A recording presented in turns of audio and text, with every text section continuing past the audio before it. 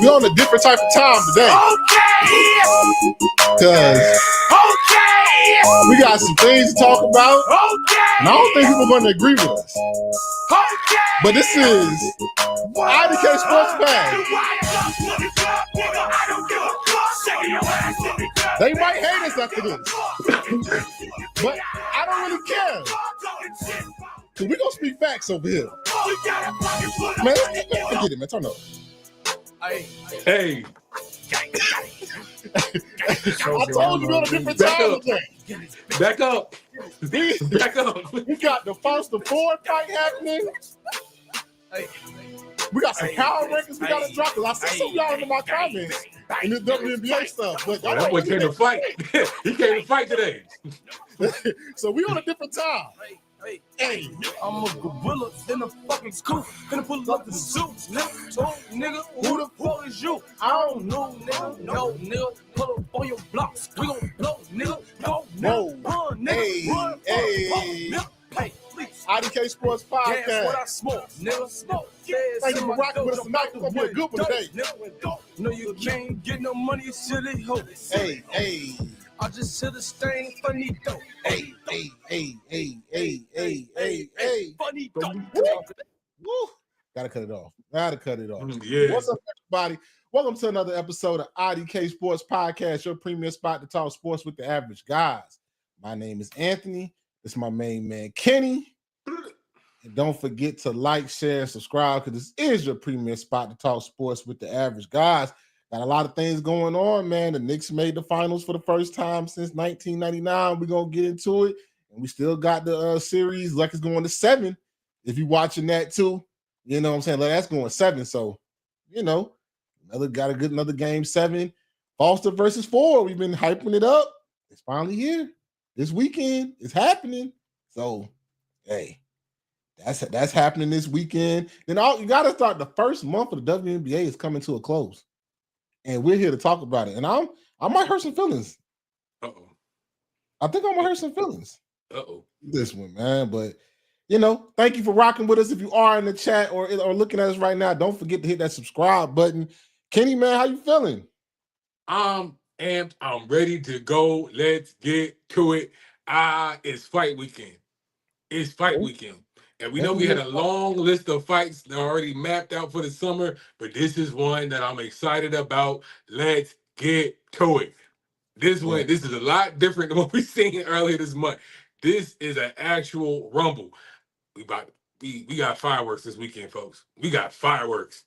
Straight up and down fireworks, bro. Yeah, it's a good fight this weekend. But before we get to that, man, got a little business to handle, man. We gotta do. Let that Mac hey, man. Like my nigga dope. Just hit the button. Baby, hit that subscribe button. Baby, we passed the plate around. We just trying to get there. Hit that subscribe button. Help us get to 200 subscribers, man. That's all we're trying to do, man. Help this pod get to 200 subscribers, man. Hey, man. Really got the charity cup passing around, man. Pass it around for everybody. For real, man. Oh, man. We got a lot of stuff to get into, man. How we want to start this, bro? What we feeling? How we feeling, bro? What we going? Set the tone, bro. Set the tone, dog. I'm ready to go. I'm amped up. Go ahead. Reporting live down in the Maysville News Center, KBD. The artist known as Mr. Big were to be released from prison today and has caused things came out. Prison system. It got worse for some people. Some people got new charges. And here at IDK Sports, we don't discriminate, man. We got to talk about it. This has become a popular segment. People love it. So if you know the words, sing it with me. I started selling dope Back in 1986. I bought a Cadillac and put them bangs on that bitch. We got some people that we got to take the trial. Well, we ain't taking the trial. They actually are going to trial. Some people actually are going to trial. Some might go to jail, but some not coming back. I ain't here to talk too much, but let's get into the first one, man. Hey, Kenny, man, like I was just chilling this week, and then all of a sudden it came on the ESPN little jingle. Yeah. Josh Jacobs, man of the Packers, one of my favorite fantasy football players. I ain't gonna lie. If he's there second, third round, I'm taking Josh Jacobs because he's gonna get you a couple of yards, a couple of touchdowns. But in the offseason, he caught 5 charges. Caught 5. He was arrested. Can you get the county for me? But Brown County, arrested with 5 charges of battery, domestic abuse, criminal damage to property with connection to domestic abuse, disorderly conduct with connection to domestic abuse, strangulation and suffocation, and intimidation of a victim.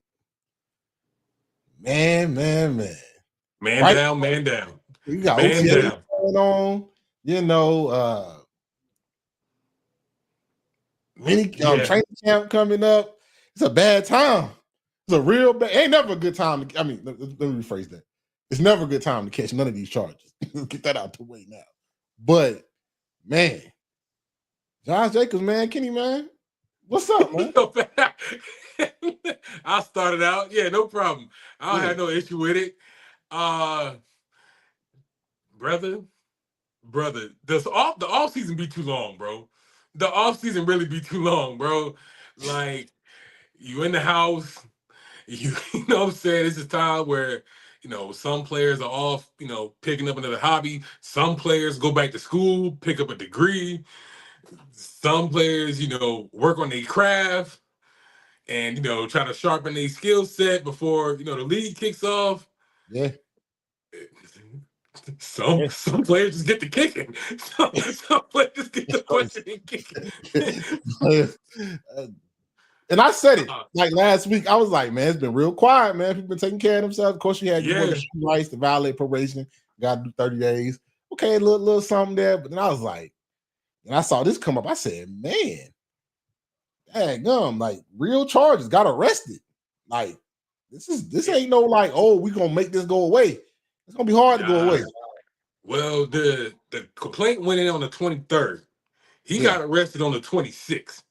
So that tells me an investigation. All right. I'm not gonna bury the lead here. That means they put their facts and figures together and was like, yeah, that's enough. That's enough. Let's go pick Buddy up. Yeah. Who want to ride? Hey, I'm about to go to I'm about to make a quick trip. Y'all need something? Because I'm about to go make a quick trip. So yeah, books is made on this one, bro. They put their facts and figures together, and they was like, yeah, nah, we got enough case to at least we got enough of a case to at least make an arrest. Yeah. Hope you got your legal affairs together. You know what I'm saying? That's a lot of charges, bro. That's a lot of charges. I know some of them sound like they kind of like go together. You know what I'm saying? Like intimidation. Of course, you intimidate somebody if you know what I'm saying, damaging property and messing up stuff. Allegedly. Right. I don't know. Allegedly. Don't want to get sued. But you know what I'm saying? I heard it might be a little video to this. Maybe. No video's never good. When video come out, you see that. And speaking of video, your boy Tank Davis is reaching to have even more bad troubles, even with the legal troubles he already got, because they terminated he violated parole back in Baltimore. So now not only does he got to fight this case, he got a parole violation. Yeah. A probation violation that he got. Yeah, turn yourself in, big dog. So it's like all y'all that's ready to see Tank, think y'all go see Tank this year? No. No. Don't feel you can stop begging for a fight. Yeah. I don't think you're seeing him no time soon. Bro. No. Well, I mean that, violating probation is already like a mandatory. Hey, go ahead and turn yourself in. Like, we gonna get some time out of you for this one. Now, how long? Hey, we don't know. But I think now sometimes he was staying low too. He was staying low for a while, and easily understandable why he was low. That boy already got enough legal troubles. Yeah. But it all goes back to, for me, like he popped out of the club. We saw some video of him in the club having a good time, partying up, whoop whoop. Then after that, I seen a clip of him on a stream. So I ain't gonna drop no names of what stream it is, but I saw him on a stream. I'm definitely not dropping that name. That stream is disgusting. chaos. It's chaotic, bro. But it see him on the And he got stream, locked. and it was like, bro, you shouldn't be on camera, dog. You should not be on camera, bro. But lo and behold, less than 24, 36 hours later, boom, you violated. You violated. And like, damn, gang, like, was it worth it? so, you Was had it worth the it, dog? you had the formula, bro. Like you was going to the gym and he was going back. Because I mean, the thing is that he was keeping his nose clean for a little while, man. Like, mind you, this is albeit there's legal troubles out there in the atmosphere. So it's like, yeah, it's best for you to get low. But in that time of getting low, he was going to the gym. So it's like, all right, hey, maybe will we see a return this year? Maybe, maybe not. But bruh. So any hope that you might have a return this year? Dusted it, bro. It's really over, man. So, hey, man. Hey, salute to them. I mean, hey, man, hope them brothers got their legal affairs together. I ain't want to say so about his salute, but nah, you know what I'm saying? Hey, you did the crime. You know what I'm saying? Peace and blessings, bro. Yeah, that's all we can say. hope it work out for you. You know what I'm saying? I don't, bro. That's why I don't break the law. Tax paying, good fathers, good husbands. You know what I'm saying? Hey, I don't even where you even had a thought that I did break the law. But speaking of boxing and fights, man, we got one. We got one. I think we might have one. So, hey, man. So you won't see me around that bitch unless the mail coming. Hey, damn, we got the mail Hey, it's the shit that get the jail jumping. Hey, we got one. It's the one we've been waiting on. I know we had the fight with Keyshawn. Kind of knew how that was going to go. You know what I'm saying? Homecoming fight. This one right here, you got everything. You got a little bit of bad blood, like boxing bad blood, and I'll explain that in a minute. Like 2 Rumble fighters, 2 hungry fighters looking for the big time. Hey, man. Foster versus Ford for this is the super featherweight WBC title? Yeah. Hey, man, this is like, when I say boxing bad blood, I don't think they dislike each other, but it's like, hey, at some point, you had to see me. And now you got to see me. And we about to see who really the best. And that's like boxing. So it got called a little animosity because it's a competitive sport, very, very high ego and everything like that. So do I think they hate each other? No, but it's kind of like, hey, like Ford was like, you was eventually going to have to see me. You couldn't run from me. It was going to be me and you one day. And now, you know what I'm saying, a little push in the press conference, a little push before the press conference. Hey, man, it got all the makings of a nice one. You know what I'm saying? Little homecoming fight. It's a homecoming fight for Foster, right? Back in his hometown. So Ford coming in the, you know what I'm saying? What's that? What would you call it? Like home turf. Like it's not his home turf, so away game. But hey, I think this fight gonna be a rumble. I think this probably got a candidate to be fight of the year. Similar opponents. Your boy Ford got him out of here. Also took a little bit more to get him out of here. You know, a little bit closer fight.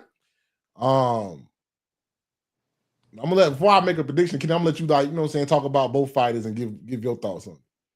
Oh man, just to dig into a little bit of the context again, bro. This is now I know sometimes we see fighters posture and they say some chitter chatter, they bark at each other, whoop, whoop, whoop. They're selling the fight, they're showmen, right? Yeah. So the thing is to build some sort of animosity and some way to draw the fighters in or draw the viewers in to where it's like, oh man, this might be one of them ones.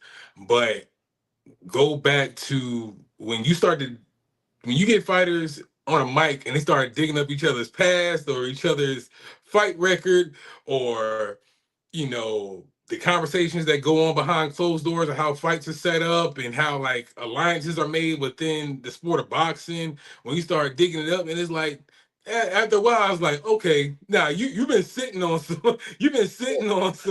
bad blood for a little bit. This is something that you probably wanted to talk about, but was like, nah, I'm gonna let it slide because we haven't ran into each other yet. But when it comes to the topic of, hey, bro, I don't play the buddy role. This is me speaking as Foster, like I don't play the buddy role. I don't play clicks. I don't play crews and boxing. And you got Ford saying, "Hey, bruh, I've been calling your name. You've been ducking me. You've been ducking me." It started to get to the point where it started to get personal. Like, bro, even outside of the ring, I'm calling you phony. I'm calling you fraud. And that's where things start to kind of bubble up. You already talked about like, two alphas in like an alpha sport, what I'm saying, a very individualistic, solo sport of boxing, and it's a match of brute force. So it's like all that material, all that context is just now pushed to the center of the ring, bro, exactly where we want it. So that's just the context. Now in the ring, we got a goodie. Yeah. We got this. When they talk about styles make fights, bro, styles make fights. Now, I know we got Foster fans in the comments. We got Ford fans in the comments, bro. I think either way, both are going to be entertained. And this has fight of the year potential. Mark my words. This has fight of the year potential. Just because the clash of styles that we're going to see from both folks. I mean, you got Foster, who likes to control the distance. He can fight at a slower pace, but it's precise. We got Ray Ford, who's going to step on that motherfucking gas pedal. Yeah. He gonna fight on that front foot. No question. And he got timing with it too. He can counterpunch on the way in and still be clean and, leave the scene without a trace. He's almost a bank robber when it comes to doing work inside that phone booth, bro. He can really rumble. Yeah. But it just might be that where, again, you clash with another style that's more about wit, pacing, working the jab. And I think some people kind of count Foster out in that regard because, you look at that Foster's KO rate. Now, it's not crazy. It's not otherworldly. He's never been like a power puncher. But at the same, in the same element, bro, doing your job and doing your job well don't always land you in the KO, in the KO stat box. Yeah. Doing your job well always end up good when you're on that dub side, though. So I think we got a goodie, bro. Yeah, I like the fight. Like I said, I think it is a clash of styles. You got more of a boxer versus somebody's a brawl. No, I don't want to call him a brawler, but he's gonna go off the KO. I like I said, like I'm not even gonna hide it. Like as I told you, I've been a big Foster fan since his last couple of fights. Yeah, I'm especially with guys that take an L, bounce back and do their thing. Really a big Foster fan. Ford, I wasn't too much on his game until like you kind of told me about him. Look at his game, like you said, pedal to the metal. I'm throwing power punches, whether it be to the body, to the head. I'm throwing power punch. I'm coming ahead. It's suspect. You know what I'm trying to say. Y'all know me. Trying to get hit. But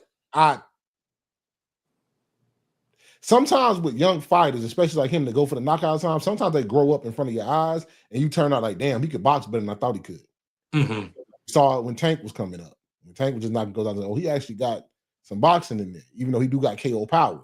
You see that from young fighters as they like get more experience, and they get challenged. Sometimes they show they can box better than you thought they could. You know what I'm saying? This is, like I said, fight of the year candidate. For my prediction, I'm going to give you two. If Ford doesn't knock Foster out or stop the fight, I really think this fight's going to be a draw, and they're going to run it back. Ooh, I think if Ford doesn't, I think Ford is going to do enough in enough rounds where it's going to look nasty. Like he's going to hit him with some clean stuff, but I think Foster's going to control some rounds too. I don't think Foster can put Ford on the deck, but I do think Ford can put Foster on the deck. So if it doesn't end in the stoppage, I think it's going to be a draw. And if it does not a draw, then somebody only wins it by one round. I think this is going to be a action pack from 1 to 12. But sometimes when you're facing the guy with the power, you don't know how the boxer's going to react when they get hit with the power. See what I'm saying? And if Foster kind of shell up a little bit, now he's playing more conservative. Now I'm trying to point. And with the judges, if you point, some of them major shots look a little different. You know what I'm saying? So now he winning rounds. You winning some rounds, but he winning some rounds. So but I don't think Ford can outbox Foster. I don't think that happens. But I think he can do enough action and be enough busy in enough rounds where it makes the fight look closer, where you might not have a clear winner unless somebody gets dropped. And then, so I'm gonna say the Ford gets dropped late, that causes Foster. Foster gets dropped late. Excuse me, where it causes Ford to win the fight with the cars because of a 10-8 round. Yeah, but if nobody gets dropped, I think this is a draw. Damn. Yeah, well, that last one, that's actually my prediction, bro. I got Ford winning this fight with like a late knockdown, let's say somewhere between round 8 and 10. There's gonna be a knockdown between there. And let's not say it was world stopping. Like he got caught slipping, made him touch the mat. It was like, it's gonna be one of those moments where Foster, you're gonna visibly see Foster say, like, damn, I got caught with some bullshit. I got caught slipping. Yeah. But just because I believe Ford can press the pace enough to where you can kind of get trapped, especially if we get to the point, this is going to be a very big challenge on Ford's end to kind of cut that ring off, to put his footwork to the test. This is a very good test for Ford. And, to get in the ring with a real savvy boxer, somebody that fights above the shoulders. So working that skill and putting that to the max and showing your ring IQ is going to be very, very pivotal, and it's like kind of seeing that late knockdown. So you're saying Ford wins with a knockdown, not a stoppage?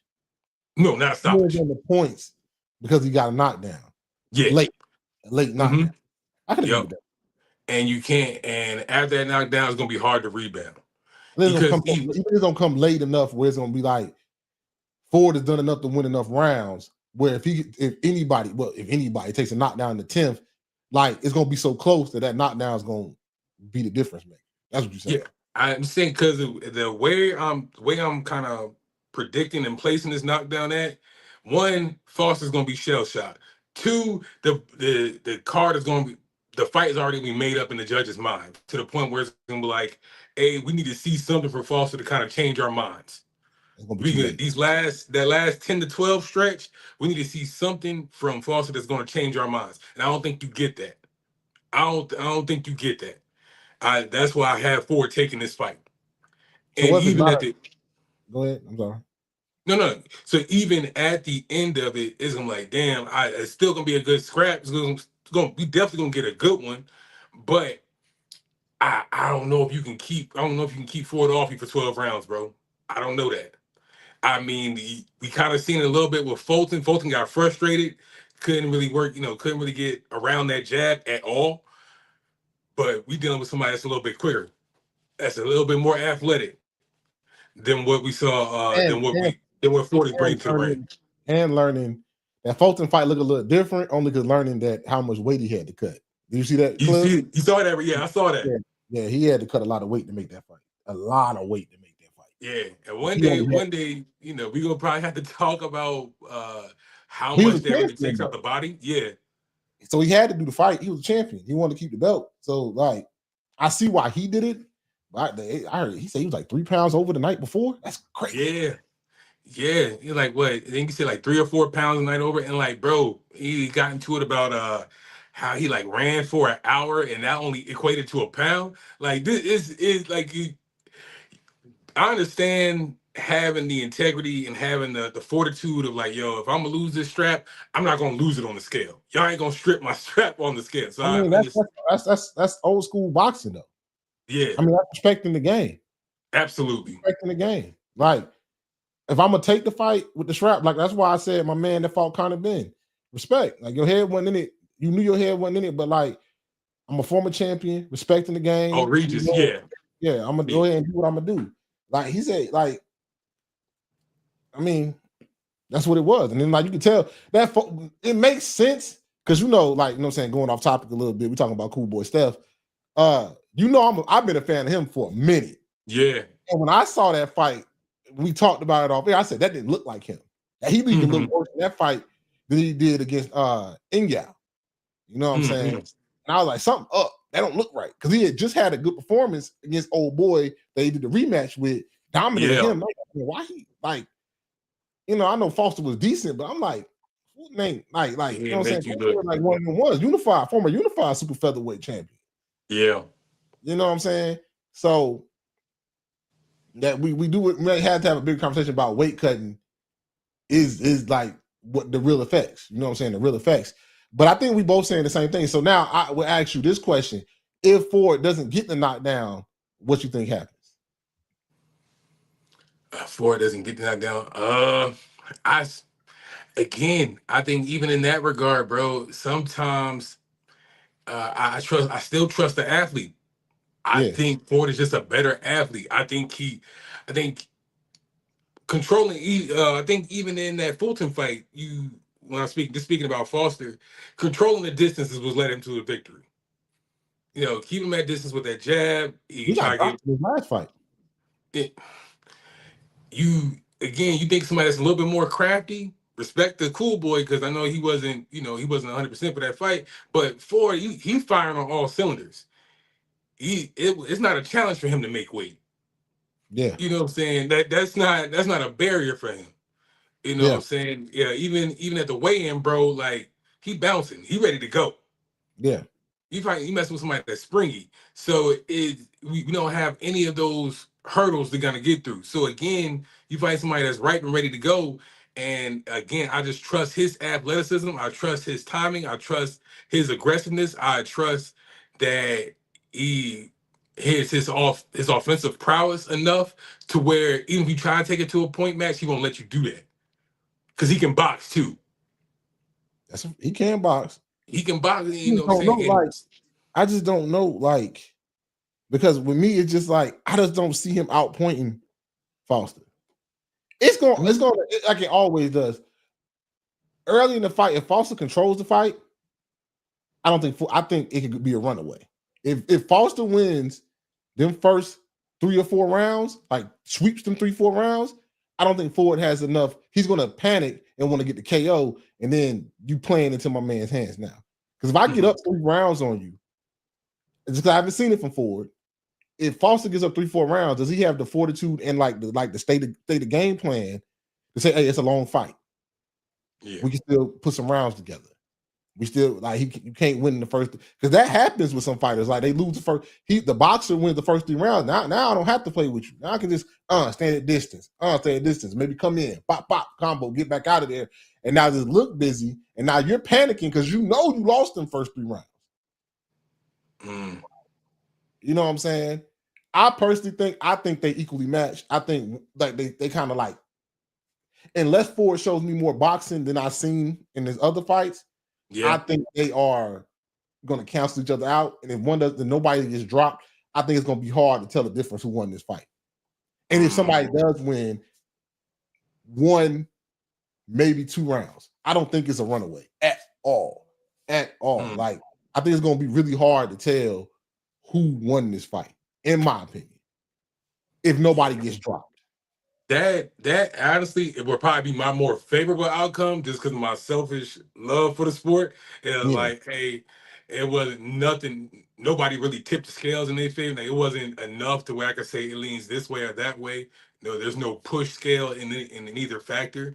But I still gotta stick to my guns, bro. I know that if we can, from Ford's side of things, if we can kind of work our feints, work our footwork, again, close the ring off, kind of, you don't necessarily, and that's the thing about fighting at distance. It doesn't have to be done with, with punching. You don't have to, fight your way to get close. I think it's just more like it's more footwork. I don't want to get too technical, but, you can be where your feet are. Yeah. You can work your feints. You don't have to feint with your shoulders, feint with your feet. Get inside, bro. It's ways to get there, and I think Ford has the skill to do that. So I'm still push for Ford to get the dub. Indecision, split decision. Split decision. All right. Hey man, it's a 1. So you won't see me run that bitch unless the I'm gonna mail buy this coming. one. Hey, damn, we got the mail jumping. This is a good one. Don't miss out. Foster Ford. I can't. Fight of the year candidate. I'm telling you, this is gonna be one. Ford this weekend on DAZN or DAZN, whatever the hell you want to call it. I really hate that damn I really hate them. I really don't like them. You know what I'm saying? Other boxing, Bibble fighting, I don't give a fuck. Bibble fighting, I don't care. Other boxing news, though, just on like some messy boxing news. You was right about your girl. Hey, yo, Clarissa Shields is the best women fighter I've ever seen. Probably the best women fighter of all time. Alicia, either get in the booth or stop using her for clout, bro. Because ever since she slapped you, you wearing the Tina Turner wig. You out here trying to like do stuff to get your like, hey yo, get in the booth, yo, or get in the booth for somebody that's real. Like now you a duck. Now you ducking. Hey, the call out is real. Say it, Kenny, you ain't got to agree. I'm gonna say from IDK and yo, get in the booth, Alicia. Like you trying to play the social media games. Get in the booth with a real fighter, and let's see. Or if you're gonna don't just use Clarissa Shields for clout. Stop using her for clout. You made her slap you. All right, you were disrespectful, and you got popped in the mouth. All right. Last fight, I was trying to be an adult about it. I told people I like this fight. It might get canceled. Last fight, I was trying to be an adult about it. Sometimes you got to get popped in the mouth when you talk crazy. You know what I'm saying? Mama Shields had to pop you in that mouth so you start get some act right. You know what I'm saying? You still acting up, but you won't get in the booth. Hey, Jake Paul, all them, stop protecting your girl. Tell her to get in the booth. You got Annie Dubois right there at her weight class. It's some killers at her weight class. There's a killer on the way. And yo, we'll talk about it when it gets there, but there's a killer on the way. And you better believe it. So who the killer on the way? I'm talking about for Doris. Doris is bro. She down there in weight class right now, but with Tom, she on the way. Like I'm like them media games. It's cool to play the media games every so often, but like you got to do that to keep them because nobody's watching your fights, mama. Nobody's watching your fights, bro. Nobody's watching your fights. All right. They trying to protect you because you supposed to be the cash cow. I get it. She's the money bag, and she's the money bag. You got all this, but your fights are very underwhelming. So using Clarissa said she'll cut weight to come see you. I don't get it, bro. Hey, bro, that's my TED talk, bro. And you're not wrong. I'm trying that because I know I done said enough already. Like in our earlier episodes, it's like, hey, bro, like, mamas, you know exactly what you're doing. You know exactly what you're doing. You're playing the social media games, but when it's time for bump, when it's time for rumble, I don't need that fight. I'm a superstar anyways. I'm the best in women's boxing. I'm this, I'm that, I'm this, I'm that, bro. When we talking teams, we're talking about Clarissa Shields, bro. She got the metal and the hardware to back up all that talk. Yeah. And still hungry. Yeah. And still hungry on top of that. I want the smoke. It's in the contract. It is what it is, man. Right, it is, bro. We grow with boxing, man. But hey, that Foster Ford, hey, it's a good one. Definitely tune in. In other news, man, hey, man, New York City, man, stand up. The Knicks are back in the finals, man. For the first time, I think, since 99. Woo, that's a long time ago, boy. Yeah, I like Latrell Sprewell Knicks, Nick. Long time ago. But yeah, man, the Knicks are back in the NBA Finals, led by the Villanova boys and Josh Hart, Jalen Brunson, Mikal Bridges. Hey, man, the Knicks haven't lost the game since the Atlanta series in round one. Swept both them boys, man. The hype is real, brother. Hey, man, they are playing great team basketball, shooting the lights out, man. You talking about a Landry Shamet coming off the bench and unstoppable from three. Jalen Brunson doing Jalen Brunson things. Cat still doing his thing. Mikal Bridges is hot from three right now, knocking down shots, playing great defense. OG is being consistent. They are playing really good basketball at the right time. Good adjustments and just taking teams' will away. Like, hey, yo, we come in every game, high energy, trying to kill you in the first 5 minutes of the first quarter and seeing if you're going to fight back. Had the little stumble where they came off the rest, was 22 points down. You know what I'm saying? Cleveland, then they came back on Cleveland. Ever since then, stomping on their necks, man. Not even giving them a chance, man. The Knicks, Hey man, New York, you might got one. Yeah, I'm You might saying. got one. I'm saying, bro. I feel like you mentioned that game one, bro. You just woke up a beast. I think again, coming off a big break, a big rest period, and like, all right, shook the cobwebs, got back to Knicks ball, Knicks style of ball, went on a run. They hitting. And after that, once you kind of catch fire like that, and you break off a very strong team win, and on the opposite side for the Cavs, a very demoralizing loss like they took in game one. Oh man, high hope silver, bro. We riding off. We riding that dawn because I don't know emotionally and team morale. I don't know if you can like kind of overcome that because you had that game in the bag. Yeah. You walked into Madison Square Garden and you stole game one. That was a tone setter right there. But just like that, tone flipped on his head, and bro, we back at it. But to your point, man, I don't call them role players, but the other guys outside of Cat and Brunson, everybody is playing. They roll to the tee, heart crashing, getting to the scraping on the floor, fighting for rebounds, hitting the wing, hitting his three. Shemet, clutch threes, pivotal threes. You know what I'm saying? Wnba, bro, working his game. And I know Mitchell Robinson is going through his things off the court, fighting his things, but also having the literally the stadium, the city behind you. Even when you're struggling at the free throw line, but the city is still behind him. All that, bro, is again the way not only the team and the city is rallying behind this team, bro. I feel like they playing with the wins that they back, bro. Yeah. They're taking the court with, nothing to lose, everything to gain, bro. That just looks like the mentality. And that's a hard team to beat. That has that unified goal and that unified mindset. Bro, we playing with house money, and it's not even like we're going for broke, bro. We going for it all.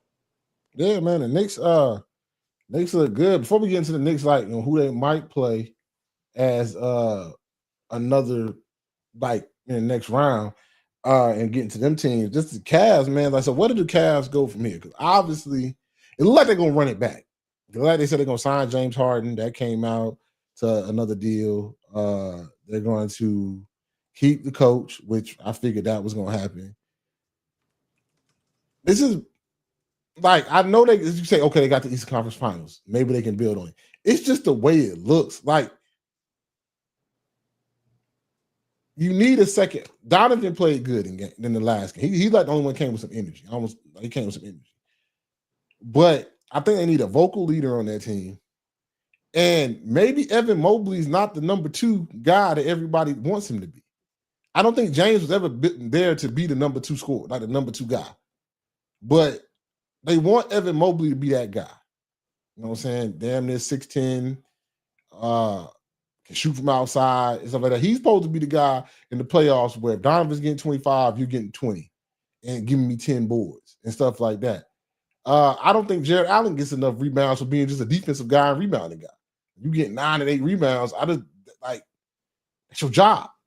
You know what I'm saying? You don't score like that. I just think they need to. Them big men don't play good together. One of them got to go, and Evan Mobley's not going. $200 million man. He's not. Yeah, big. That's big. That's money, man. They need to break up them bigs, or they need to find a way to get Evan Mobley going in the playoffs. They need to find a way to like either trigger something out of him because he's supposed to be the next guy, the number 2 guy with Donovan. He's paid like it. You know what I'm saying? So I don't know where they go from here. I mean, you're gonna keep James. Okay, but you know what James is gonna be in the playoffs. I think you need to have a good backup guard that can come in and play in the playoffs when James don't got it. Or how do you move forward to take that next step? Well, at least yes, you got the Eastern Conference Finals, but you had to go 7 with a Detroit Pistons teams where Cade Cunningham was the only guy that could score. You know what I'm saying? You went 7 games with a Toronto team when you got that star power over there. Like, how do you take that next step if you Cleveland? with this expensive roster. I was about to say that the options are already limited because of that fact right there, bro. What else are you going to kind of squeeze in under that budget? Because you got two money men. Well, hell, adding Harden with that, it's like how many options are there left? Now you made a good point with breaking up the bigs. Maybe move Jared Allen, get some 3-point shooters, space out the floor. Pick up the pace, increase the pace of that offense. Play more on transition. Because I think outside of Mobley and Donovan Mitchell, what's our next option? Strus? It's not realistic. But James Harden's supposed to be our next option, but yeah, but also proven that he's not right. reliable. That revealed itself too. Is like, all right, we kind of going away from that. We're gonna have Strus bring the ball up. We're gonna have him run the offense. That's not reliable. I can't trust that. So again, the ball needs energy, bro. So you need more off-ball movement. Get some players that can do that. They can be, find a role for them.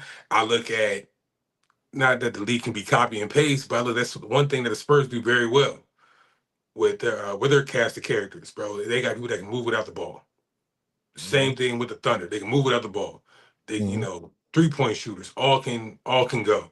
And instead of trying to centralize one player, because they all got both teams got their key players. Donovan is a key player there in Cleveland. It's like, bro, let's find a cast that can fit around that and can space out the floor so you can mobilize Evan Mobley. Yeah. That will be the key for me. Yeah, the easiest fix is find another shot creator. But I don't know if you can do that out of the budget. So now find better role players that can space the floor out. Yeah. So then the other series, it just, what I'm saying, I think that's going to 7. Now, I don't know if it's final. Yeah, it's final now. The Spurs won. So they're going to 7. That series, I figured it was going to go to 7. Both teams, battling it out. One of the glaring things to me that my dad kind of put me on, Victor Wembanyama averaged about 30 minutes a game. 29 minutes a game, something like that, 28 minutes a game. Okay. Now the playoffs and the intensity is coming up, especially against this Thunder team. Can he summon what he does? Can he summon it back-to-back games? Because in this series, played great game 1, wasn't that great game 2. Nobody for that team was that great game 3. So that's why the Thunder won. Yeah, and their bench went crazy. Yeah, played great. Played great game 1, didn't play great game 2. Thunder did their thing game 3. They played really good game 3. Game 4, he played lights out, right? Was it game 4? Yeah, game 4 at home. Yeah. When they were down 2-1. He played good, right? Game 5, last night, the night before, in the Thunder, at the Thunder's arena, the energy wasn't there. Of course, you're gonna look at the stats and say, oh, he had these stats. No, the energy wasn't. He didn't look good. He didn't play good. Right? Come out tonight, balled out. You know what I'm saying? Victor had what? Let me see. Final stats: 28 on 10 of 21, 4 from 9 from 3, 10 rebounds, balled out, dominated the game. You know what I'm saying? Now when you come to game 7, which is after the day's rest, which would be on Saturday, I'm assuming. Game 7 will be on Saturday. Can he summon it to play with that intensity? And what he played today? He only played 28 minutes today, so he kind of saved him. But can he summon next game after putting out all this energy and playing 30 plus minutes again on the day's rest? Because he hasn't shown it in this series. And when he doesn't play good, that team has a hard time. You can't beat the thing. You know what I'm saying? So that's going to be an interesting thing to see. It's kind of weird for how young he is not being able to summon it up again back-to-back games, but that's kind of interesting, a point that people have been bringing up lately. Well, I look at the accumulation of bumps and bruises too, bro. Like, so you coming out of a Wolves series, right, where you went to battle with Rudy Gobert. You come into this series where you battling with Isaiah Hartenstein and Chet. Everything, every night in, night out, is just a bump. It's a bump, bro. It's a fight. So I'm looking at that as being draining too, bro, and not to include, the things that the the skirmishes that's not being called or the whistles that's not being called, bro. We ain't got to dig in that too much. So, bro, and to take all that and you're not getting a whistle neither, and as you saying, as you go, the team goes. So you it's hard for you to bring you to the bench when the team needs you, and we're not getting too much from our bench that for that run or that stretch of time where you sitting. But it takes a lot. It literally takes a lot. You know what I'm saying? Mentally, it comes with a cost, bro.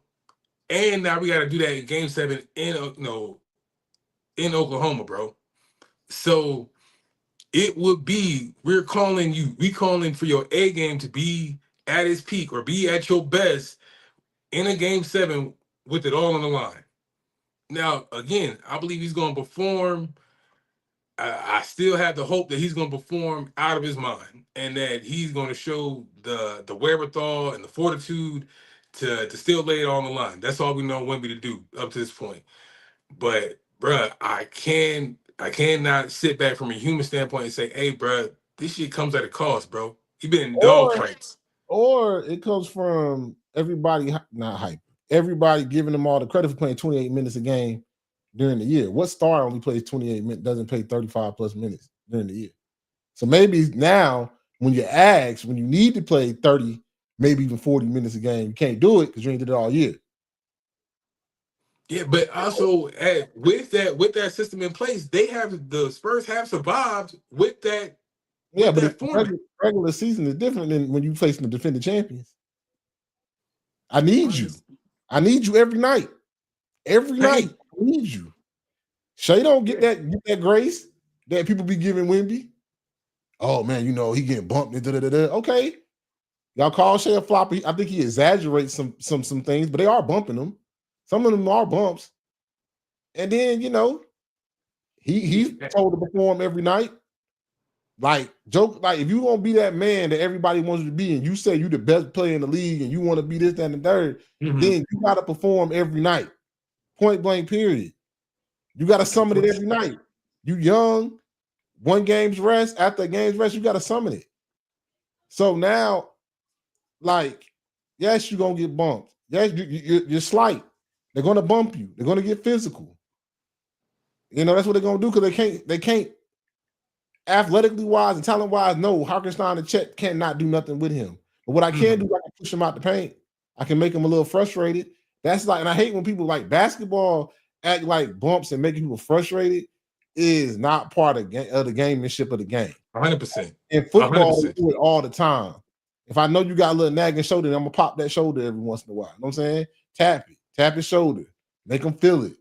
Quarterback, put the quarterback on the ground, make him feel it. Even if you get the pass off, make him feel it. Hey, that's what happens when you're a star. You're gonna get targeted. You a star. Be the star. So Game 7, the one person I don't think I got to worry about trying to put his best performance on is Shea. Shea gonna put them shots up. Wnba can't come out there and be like, I'm gonna pass this ball to Harper. I'm gonna pass this ball to Castle. It's Game 7. I don't think that's what you're gonna get, bro. Like you said, he hasn't shown it. He has great games, high energy. Next game, his Game 5 looked crazy. Yeah. But I can also count on Game 1 too, bro.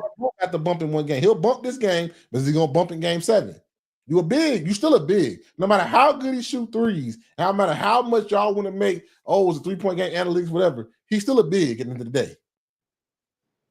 You a big. So you gotta bump every night. You're gonna be bumping. It's like an old lineman that pull a lot, not want to actually, saying, okay, we straight blocking today. Yeah, we zone blocking today. Yeah. That's all I'm saying. Like I'm not saying that Wemby's not great, nothing like that, but we gotta see. You gotta beat the champ to beat the champ. You need to defend the champions. 100%, bro. I think he still has that grip, bro. Because I understand your point of doing it back to back, but I don't really question the heart because Game 1 was significant. Was it significant enough for me to say? No, not hard. It's an energy thing. Like, why is your energy so depleted at this young age? Hey man, you gotta win. You finish out how you start out, bro. And again, I think the proof has already been played that hey, we can play with this format. We can win with this format with the sub-level minutes that we give Wemby. But again, with this being game 7, bro, I think it's exactly that. And I need you. Coach is like, hey, I need you. You got Point blank period. I need you for 40 minutes. I need you for 40 minutes. Man, and it's that simple. And I think that's exactly what you're gonna get. And I don't think Wemby's gonna have any issue with it or take any pause of that, bro. So I think we're gonna get exactly what you asked him for. And you gotta go out on that shield too. Yeah. That's all I'm saying. The energy level has to take because game 5 energy, it was not there in that first half at all. And that comes to being a young team and knowing it. And knowing like, hey, every possession matters, everything matters. It's getting to the finals. Speaking of the finals, when you look ahead, who do you like better with matchup with the Knicks? I personally think the Thunder get back to playing more their game against the Knicks. I think that'd be a better series. I'm really nervous for the young Spurs to go up against this because against this Knicks team, and I'll tell you why. Foul baiting, y'all think shaking foul bait? I think Brunson's going to play through the foul and that footwork. And sometimes I see Castle get so upset that he gives up the foul and will play so physical. Yeah. I think Brunson's going to use that. And then I think the shooters are hot for the Knicks. They stay like they are. You're not going to be able to like double Brunson or nothing like that. And I think Mitchell Robinson, him getting his hand, that hurts. That hurts them if they play the Spurs. That's two bigs. But I think Cat's not going to shy away like Chet is. Cat's going to be like, I'll guard this big mug. You know what I'm saying? Like, he going to take the challenge personally. Like, I'm the most talented big in the league. Don't forget that. That's how he's going to take it. Whether you believe it or not, that's how he's going to take it, in my eyes. Because the way he did the Embiid, and I think that's how he's going to play it. I think with the Thunder, I think they get back to playing their regular game against the Knicks if they make it, but I think the best coach and the one that can make the best changes, in-game changes, in-series changes, is the Knicks coach. Yes. I think he's the best coach left. Now, y'all can say the other man, he did win a championship. Yes. Mike the end changing things, or what he can change around, how you gonna see different things. I think the Knicks have the best coach remaining and the best actual, like, hey, we're going to do this instead of this. Adjustments. Mike Brown got the best adjustments. So I don't think the Knicks are underdog in this series. They're probably going to be called the underdog in this series. When the betting odds come out, whoever it is, I don't see the Knicks being underdog. I like the Knicks against any of these teams personally. But I think it might be a little better series against the Thunder. I think they go back to playing a normal game instead of trying to guard Wemby. But it'll be, you know what I'm saying? We got to see how game 7 go. But I like the Knicks in the next series against any of these teams. I got to see how this series go. I actually got the opposite. So I think if it's the Thunder, too much. It's too much. I think, with the leading 5, yeah, you're gonna get some grit out of Hart and get some grit out of Mikal. You're gonna get the same grit. You're gonna get the same energy. But sometimes when we got you on that track, and it's not a sprint, it's a marathon. We're just gonna wear you out. Have like one of those. We just talked about Game 3 in the Spurs series where the bench just go off. You're gonna have that if the Thunder go on to the finals where the bench is just too much. And that's going to make the difference. And I think that's going to make the difference for a lot of those games if the Thunder and the Knicks was to square off in the finals. So I think it's just too much for if the Thunder's advance. If the Spurs advance, close to series. I'm talking about go 6, go 7 games. But even in that, I still like that matchup for Wemby. You can give him Mitchell Robinson, give him Cat. I still like that matchup as opposed to what he's been dealing with on the West this entire playoff run. I still find it that Wemby will have the better matchup in that regard. And I don't think nothing changes for the Spurs guard play. That's why I have it being a tight series if the Spurs advance. because they've been plagued by, lackluster guard play outside of, De'Aaron Fox, lackluster guard play throughout the playoffs. That's just going to be another thing they got to overcome. So, you think against the Spurs, but the Spurs, you think them young guards are ready to handle a former defensive player of the year, Mikal Bridges, a Josh Hart, an OG? Like, it's some real defenders on that Knicks team. And these young guards, they turn the ball That's what I'm over. saying. That's going to be another. They're going to steal. That's what I'm saying. Like the guard play for the Spurs been lackluster to begin with. That's just going to be even more of a challenge if they, if they move forward and go to the finals. Period. It's just going to be even more.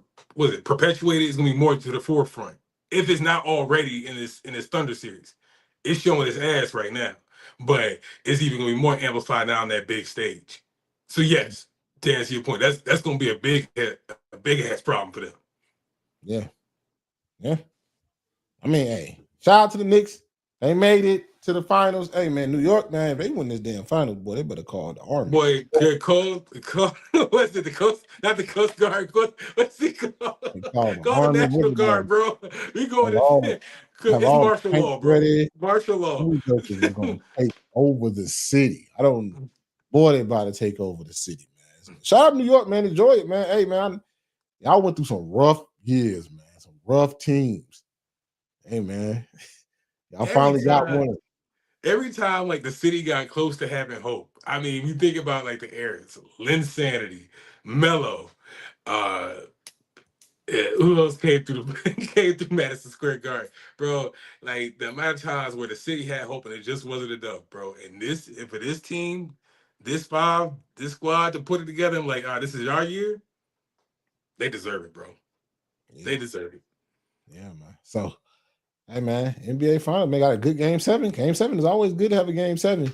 So that's coming. That's going to come up this weekend. I think the finals start Wednesday, June 3rd. So, hey, man, a lot of things going on. Speaking of the other basketball league, man, let's get to these power rankings, man. Put you on, bitch. Put you down.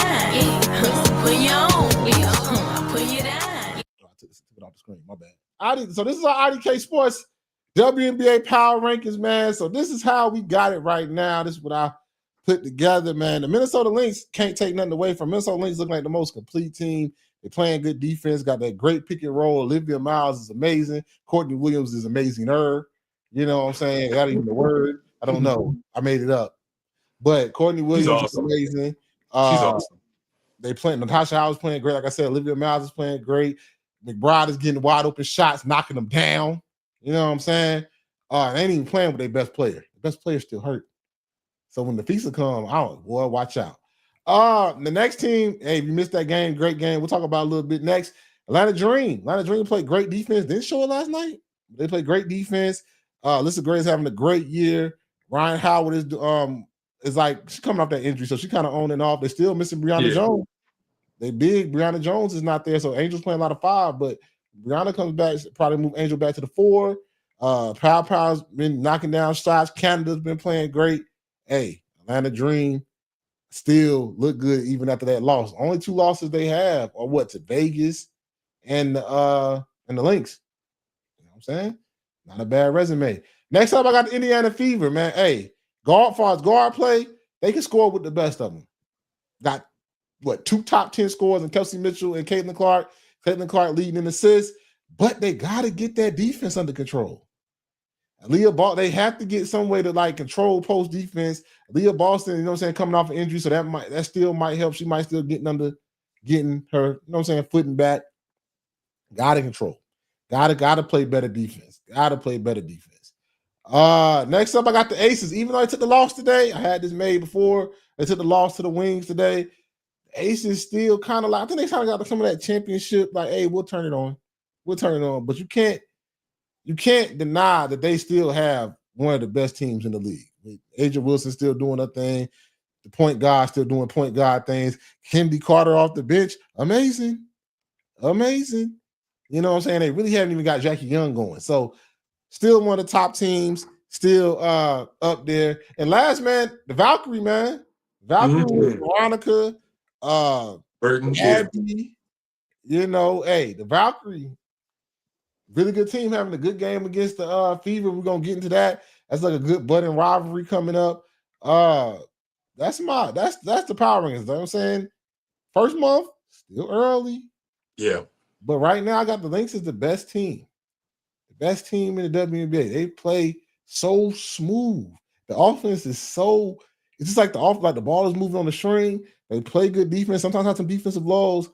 But that's what I got, bro. The Lynx, hey man, you know I'm already an Olivia Miles fan. Ben one told y'all before she even got in the league. She had 18, I think what 17-9 last night, something like that. I can look it up, but I don't really want to. I know it was great.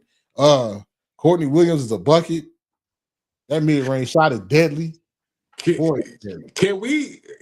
I'm sorry, I gotta interrupt you, bro. If we had to make a list, like a power rankings list of purest buckets, of somebody that's just like a player that's just like the purest form of a true bucket getter.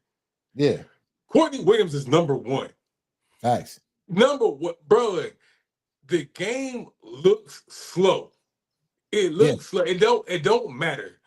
I'm gonna get a bucket in a box. I'm gonna get a bucket with a fox. I'm gonna get a bucket on a train. I'm gonna get a bucket on a plane. Like, it's just, I'm gonna just get a bucket, and there's nothing you can do about it. Nothing you can do about it. She's amazing. She's amazing. She's a front. Okay, she's a front runner for me in a lot of categories when it comes to award time. I'll just put it there. I know, mind you, I know I know there's another name out there that we're gonna get into that people that's gonna jump on us about it. But if we just talking about oh man, lost my man. Okay, you back? Can you hear me? Okay, I can see you, but I can't hear you. Anyway, I'll pick it up. But yeah, hey, Courtney Williams is a bucket. And the Lynx team, like I said, the way they playing offense is like really, really next level stuff. The Dream, like that game yesterday kind of made the standards for me. Talking about Atlanta Dreams, I think they got great all-around team. Like they play really good defense. Didn't look like it last night, but they play really good defense. Angel leading the league. I think she's leading the league in rebounds again. I think she's up there in blocks per game. Angel Reese is leading it. Melissa Gray averaging 21 points a game. You know what I'm saying? Ryan Howard doing her thing. Canada's a great point guard. Pow coming in. I think they should play Medine a little bit more, Medine Okada a little bit more. But Atlanta Dream, you know what I'm saying? I can put the name back up here. Atlanta Dream being at number 2 is for me, just because they lost to the Minnesota Lynx. I mean, that game, whoever won that game was going to be 1 or 2. Let's get to the Fever, right? The Fever at 3. Not the Fever at 3 for me, because they backcourt is amazing. You know what I'm saying? That Caitlin Clark, Kelsey Mitchell duo is top tier. You know what I'm saying? Caitlin scoring, I think she averaging like 21 a game. I think Kelsey's averaging another 20. You back with me, brother? You get me? Yeah, I got a phone call, bro. My bad. Oh, okay. Somebody calling during the pod? That's crazy. Bruh.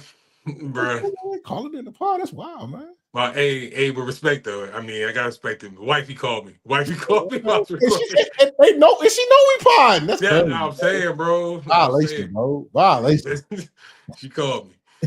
Anyway. My bad. I'm here. But yeah, like I was just saying about the Fever, the Fever have a great offense. Even in this game, they're playing great offense. I mean, they can put up points. But can they it's all good, baby. We good. Be good, baby. We good. We good, baby. But that defense, they had them defensive lows, and some of the teams, like they playing the Valkyrie. The Valkyrie's a top team. Some of the other teams, they don't play the Seattle Storm. Yeah. Like the reason why I got them at 3 for real, I know I got the same record. I didn't think the Aces, I almost had the Aces ahead of them just because who the Aces have played. But that Sparks loss, didn't like it. And then this Wings loss, really didn't like it.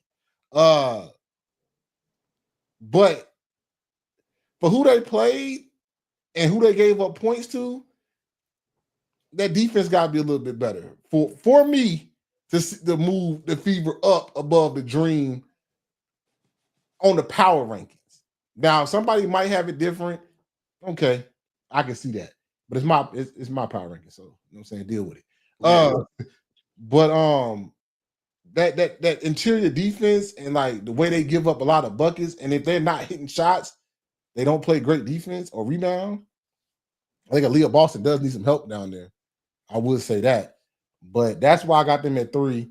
The Aces, like I already said, the Aces on the championship. The Valkyries, I want to talk about. They like to be an expansion team. They was good last year. I think they took a step. I mean, like I said, Gabby Williams was one of my candidates from before the season for most improved player of the year. She's playing good. Veronica Bruton, I think that's how you say her last name. Burton, how you saying Veronica Burton.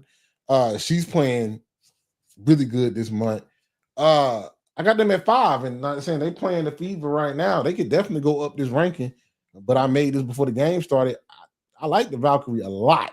Before I let you go, some honorable mention, the Wings.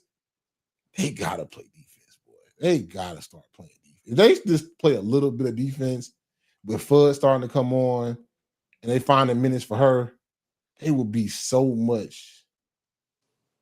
I think they could be a really dangerous team. Mm-hmm. I like them a lot. It's another team I was thinking about. The Portland Fire, not a bad squad. Not a bad. They 5-3, had another dub against the Liberty last night. Yes, I want to say, sir. the team that I'm shocked is not doing well. Something's not clicking with them. Something's not clicking with the New York Liberty. But the Portland Fire look good too. So them like my honorable mentions for that list. But I'll let you finish your point because you got kind of cut off there. Yeah. Damn, dude. I don't even remember where I left off at. I don't remember where I left off at. We were talking about Courtney Williams, and we moved on. Yeah, nah, she's awesome, bro. That's awesome. I don't want to exhaust the point, but she's awesome. But I know you made a point about the Aces defense and their losses to Dallas and their losses to the Sparks, bro. Like for one, just sticking with the Sparks game, Kelsey Plume was on another one that game, bro. I think she scored like 38 that game. Went off. She, when you hot, you're hot. And they was playing in LA that night too. Mm-hmm. Like, bro, hey, if that's the L we gotta take, that's fine. I mean, in other matchups, Aces are usually the team that's boat racing everybody else. It's like, hey, bro, catch us if we can. We got way too much firepower. You know what I'm saying? Good luck to you. But, you run into a Sparks team where Kelsey Plume was on a heater that night. Cameron Brink had like a damn near come out game or started showing signs of taking the next step early this season. It's like, all right, bro, that night they was on a heater. Cool. You mentioned that Dallas game. Hey, again, that is probably that's a young core with a lot of juice. Mm-hmm. Whether it's Fudd, whether it's Enrique, whether it's Paige, bro. Paige again. I'm not. Maybe when I was going, you probably mentioned a lot about Paige, but she's showing she's showing big paws, bro. Big paws. She's showing like big dog, bro. So it's like if those are the times where you caught the Dallas on a night where they're hot, even though sometimes Dallas has been inconsistent during the course of the season, but it was hot that game against the Aces. Cool. You run into a Sparks team that was with the Kelsey Plume that's on fire that night and Brink on a heater too. Cool. I can't knock the Aces that much. Valkyrie, again, I had in our preseason pod. I talked about them. Love the duo between Gabby Williams and Veronica Burton. So all they're doing right now is just confirming what I'm seeing. Mm-hmm. You mentioned the Portland Fire. Love what Bridget Carlton has brought to that team, bro. Mm-hmm. Love what she's done, bro. Like, it's talking about just being a true cornerstone. Like, she played a role when she's in Minnesota, but that is her team in Portland. That is her team. The offense rolls with her, bro. Yeah. Talking about being like a true catalyst. I love the fact that where that team is going, because there's no easy dubs when you got to go see Portland on the road, bro. For anybody else, ask the Liberty, and mind you, they faced in that Liberty game, they had a girl that hit like 7 threes. Saying like a girl that she couldn't miss nothing from downtown, and still took them to the peak, still took them to the edge. I love what that Portland team is doing, bro, or where Carlton is leading that team. Yeah. So definitely an honorable mention part. Definitely had them like it was them in the wings for 6 or 7. That's the only two teams I could probably argue with to maybe have some bump for that 5th spot on your power rankings. But other than that, flawless, bro. Flawless. Yeah. So that's the power ranking. So let's get into, before I get into the last thing that we're gonna talk about, let's get into like some stuff that made the news, right? I think with the WNBA, right? And I think fans of the WNBA, this is kind of what makes me mad as a fan of WNBA, a fan of sports. Just because they're women, and just because, you know, the way people sometimes perceive women, and some people want to love their people. This is how I am about sports. I'm okay with you loving a player, and I'm okay with you hating the player, as long as it's in bounds of the game. When you get into other stuff, as far as maybe some misogynistic, racist, whatever you want to call it, that's when it gets weird. But I'm never going to be the type, like when people be under our comments and stuff, hey, if you're a fan of Caitlyn and you can't stand Angel Reese, or you can't stand the Valkyrie, or you can't stand whatever somebody else going on, you want to like shoot your stuff for Caitlyn, cool. If you want to shoot your stuff for Aja Wilson, Angel Reese, cool. Like, that's what makes sports great. Rivalries make sports great. That conversation makes sports great. It's still people to this day that every time you walk into a barbershop or a collection of a man's space, you're going to hear the MJ and LeBron thing. Yeah. That's what makes sports great. Little, and then shit talking in between the games, like some of the Caitlyn fans get mad when people talk shit to her in the thing, or maybe, you know what I'm saying, give her a little love tap out there. She does the same thing. I don't think she has that much of a problem with it. So you don't have to protect these women in these sports, in their sports sphere, if that makes sense, right? Yeah. I love shit talking. I love a little heated rivalry. That's what makes sports great. They need rivalry. Like this Indiana Fever thing, like a little rivalry. Tiffany Hayes might not like Caitlin Clark. That's fine. Caitlin Clark might not like her. That's what makes the game great. Like, you don't have to like each other, right? And your fans don't have to like each other. People hate Tom Brady because he won so many championships. That's okay. You know what I'm saying? And everybody doesn't have to be what's the word I'm looking for? Everybody doesn't have to be logical when it comes to sports talk. All right, especially that's what we want to promote on the, you know, average sports talk, the average guy. I don't have to be so analytical and statistical, right? Sometimes it can just be, you know, hey, this is my favorite player. I don't care what you say. All right, say the best. All right, just like other people can. Just keep it in the bounds of the game. Yes, you know what I'm saying? And then, like, you know, some stuff can't like sometimes you just got to give it to the other person, right? When Angel Reese was up there in that Atlanta birthday bash, she was excited and stuff. Said we the best team in the league right now, which at the time they were. Yeah. They were. So how's that to get overly mad about, right? So I love the way the league is moving. Like I said, I have league pass. I watch almost every game. I was happy with the slate of games that they had last night, them 5 games. I'm fans of a lot of players, right? Fan of a certain team. The Mystics is the team that I rock with the heaviest. You know what I'm saying? Like, far as the team. But like, you got to, like, it's okay to hate and love in sports. That's what makes sports great.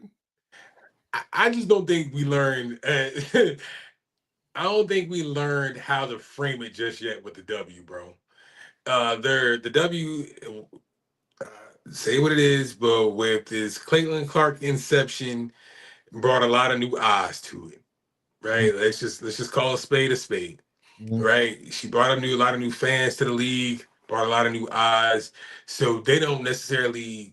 I'm not calling them of lesser intelligence, but they don't know how to necessarily frame the competitiveness, especially when it's aimed at their favorite player, right? So when they see it, it's automatically just put in a box of there's jealousy, there's hate, there's vitriol for Caitlyn.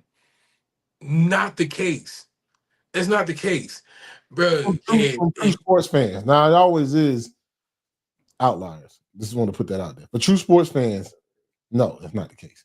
Yeah, like I'm just talking about I'm not talking about anybody that's coming to the conversation from a completely ill intent, irrational angle. But if we're just keeping it on the court, bruh, it's a part of the game. You got to go into it with the same frame of thinking you would for an NFL gridiron or when the guys are battling out on the court. It's the same frame of thinking. It's the same frame of competitiveness.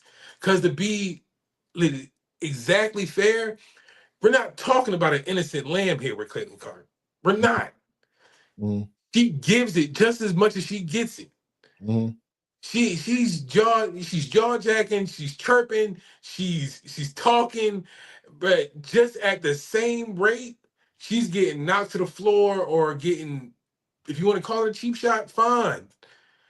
But trust me, brother, there's things that's happening on the other side of that court too that Caitlyn Clark is a part of. Mm-hmm. We're not talking about a damsel in distress here. Mm-hmm. So let's keep that frame of thinking when we're like you guys just got here. I know you're fans of a player, but also, bro, don't taint the level of competitiveness with some outside, completely irrational judgment of how these women conduct themselves, because trust me, they are the utmost professionals playing at the highest level of the sport. So don't taint that brand with something fictitious or slandering of the other women just because it's happening to your favorite player. That's not fair. It's not, because she's competing at the same level. She knew the deal she signed up for. And trust me, it's happening across the league. It's not just happening to one player. Mm-hmm. All these girls are going to the floor hard or getting knocked to the floor hard. Mm-hmm. They're all taking tough fouls. They're all fighting through for an and one. It's happening to everyone. Yeah. You want to talk about Tiffany Hayes? Fine. It's cool because Tiffany Hayes made that girl touch earth. Period. Point blank, period. Snatched the angles, drank the three right in the face. Boom. That's it. And she barked after it. Caitlyn Clark made a pivotal three. Boom. She barked after it. Boom. Leave it on the court. That's it. Leave it there. It ain't got to be pumped up to be some overbearing conspiracy. That's it. They playing a game that they love and we love to watch. Just leave it at the court.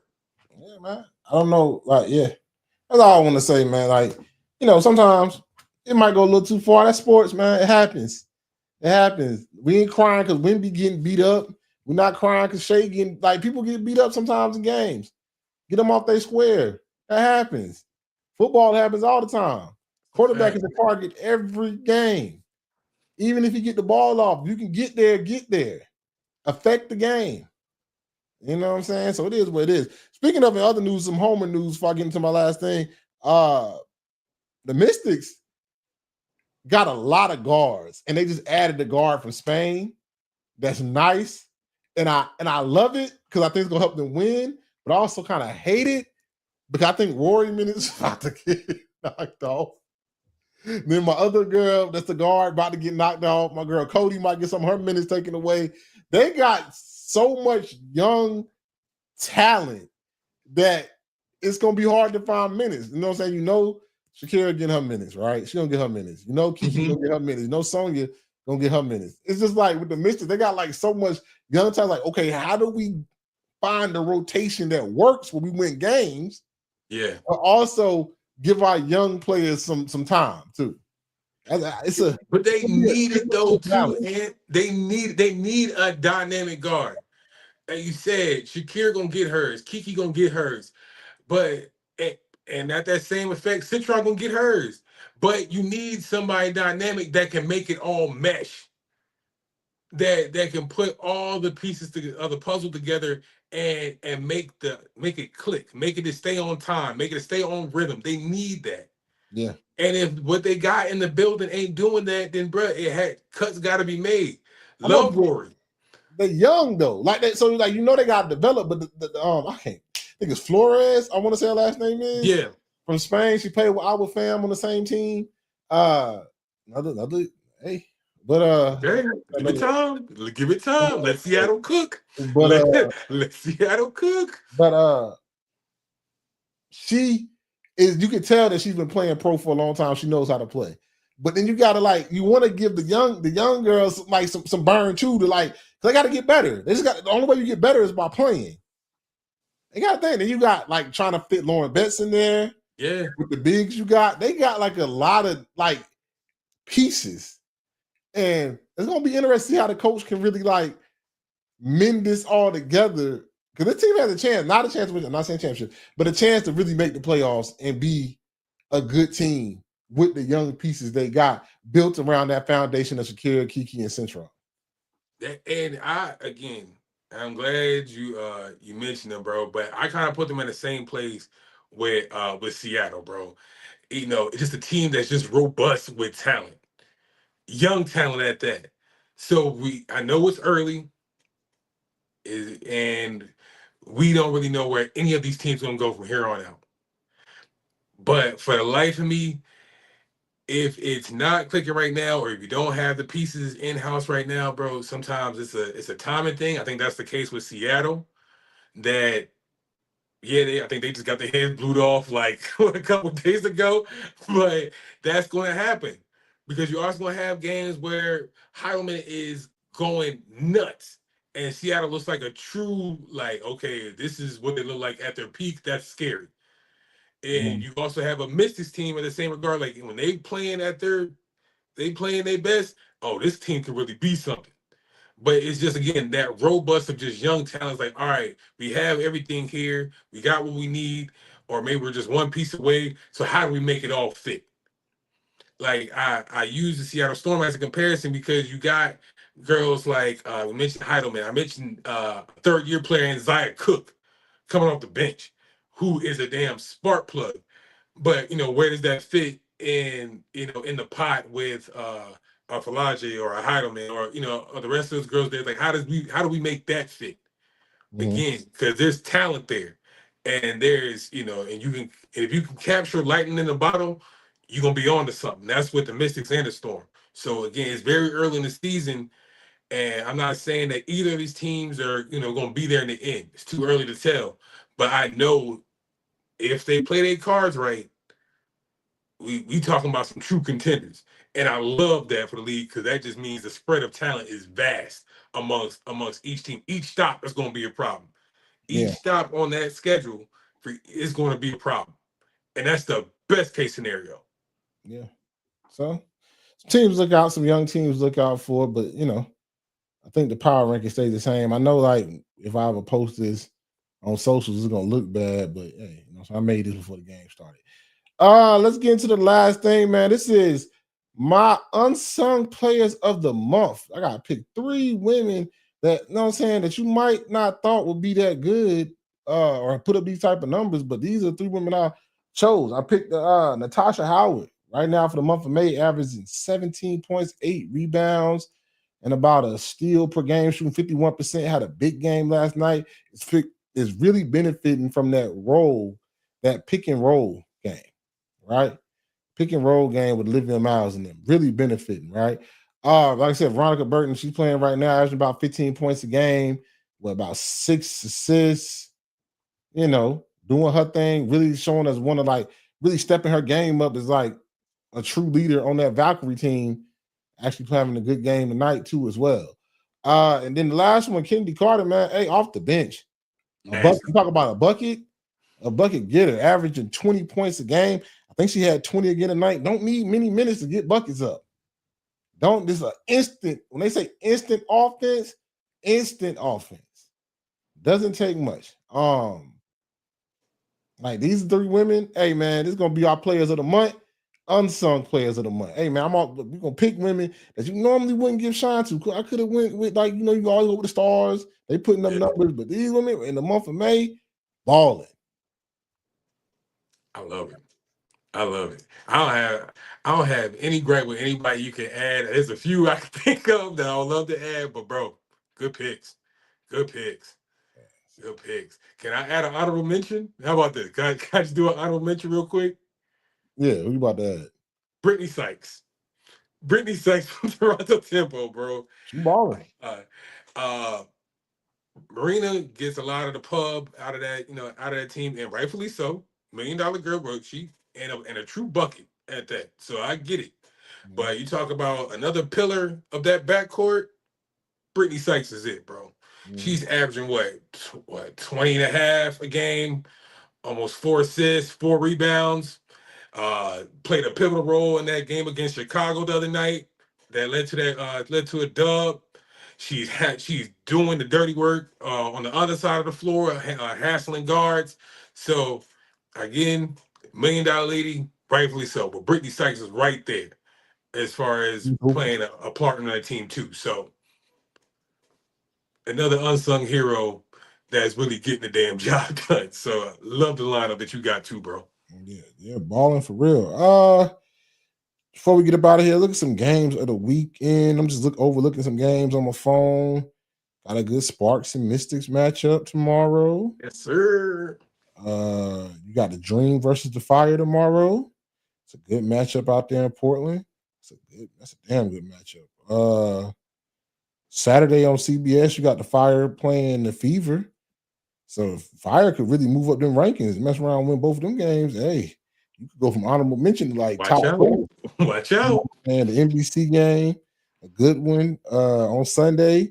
The Aces versus the Valkyrie in Golden State. That's a good one. That is a good one. That's a really good one, actually. But some good games this weekend for the W, man. Got some really good games locked in. Definitely gonna be locked into that Mystic Sparks game. That's gonna be a good one in DC too. It's a real good game. Real good game, man. So, I like it. Got a lot of things to look forward to this weekend. Got some W games. Got a game 7 on Saturday, right? I think it's Saturday. Let me make sure. I'm pretty sure it's Saturday. Yeah, they give them a 48-hour. Yeah, Saturday. A good game 7 on Saturday to determine who goes to the NBA Finals. Also on Saturday, you got the Foster Ford fight. It's a damn good Saturday. All right. Not bad. A game 7 and a fight. Boy, couldn't beat that one. Can't beat that. Let's say you had to break the stick. I'm saying can't beat that, man. So good sports weekend, good weekend to lock in. But for this episode,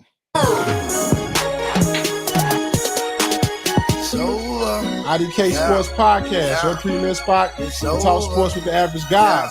My name is Anthony. It's my main man Kenny. Like, share, and subscribe. And until next time. What up? Holla. Yeah.